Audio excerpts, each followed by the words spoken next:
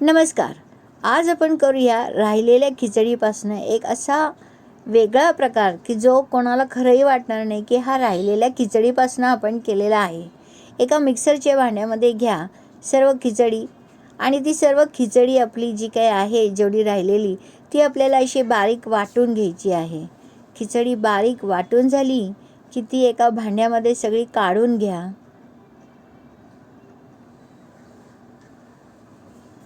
सगळी काढून झाली की त्याच मिक्सरच्या भांड्यामध्ये थोडंसं पाणी ॲड करून आपल्याला एक वाटीभर ओट्स घेतले आहे मी, कारण की ओट्स थोडेसे असे चिकट टाईप असतात. ते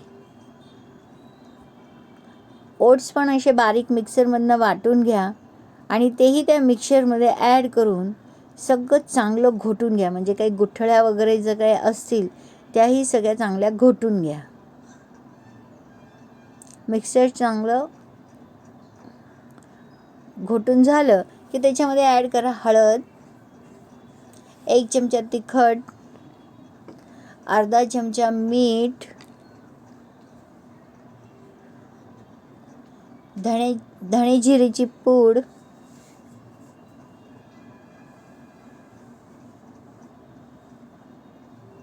आणि अगदी थोडासा ओवा, कारण की ओवा हा थोडासा टेस्टला उग्र लागतो म्हणून थोडासाच ओवा टाकला आहे. सगळं आता हे मिश्रण मिक्स चांगलं करून घ्या.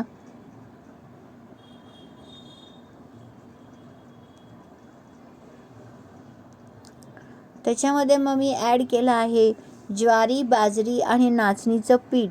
याचं सगळं मिश्रण पीठ केलेलं आहे. ते साधारण 1 वाटीभर मी ॲड केलेलं आहे. सगळं हे पण चांगलं मिक्स करून घ्या. त्याच्यानंतर एका तव्यावर थोडंसं तेल टाकून तेल चांगलं गरम झाल्यावर आपण थालीपीठ ज्याप्रमाणे थापतो त्याप्रमाणे हे मिश्रण आपल्याला थापून घ्यायचं आहे. थापताना पाण्याचा हात लावून घ्या, म्हणजे आपल्याला ते थापायला सोपं पडेल. अगदी पातळसर थापून घ्यायचं आहे.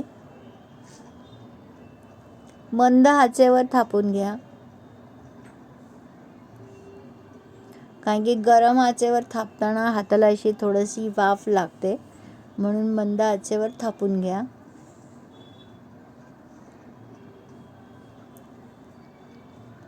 पातळसर करा असं, आणि थापून झाल्यावर त्याला 5 होल्स करा.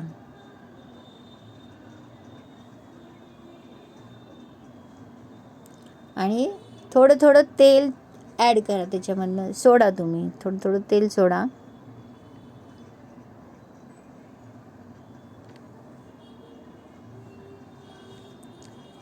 त्याच्यानंतर त्याच्यावर झाकण ठेवा, म्हणजे वरतून देखील ते चांगलं शिजून जाईल.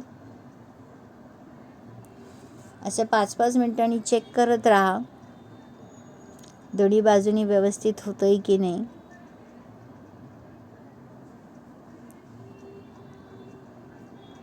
उलटं पालटं करत राहा.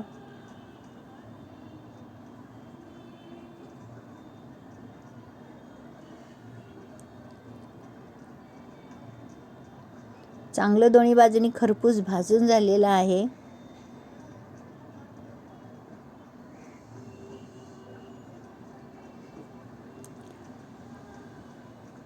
याचे जे वडे केले असते ते खूप ऑइली झाले असते, म्हणून हे थोडं कमी तेलाचं. तसंच राहिलेले पण असेच थापून घ्या. तसेच तुमच्या इथे अशी जर खिचडी राहिली तर तुम्ही काय करता त्याबद्दलही तुम्ही सांगा, म्हणजे एक नवीन पदार्थ देखील आपल्याला कळू शकेल.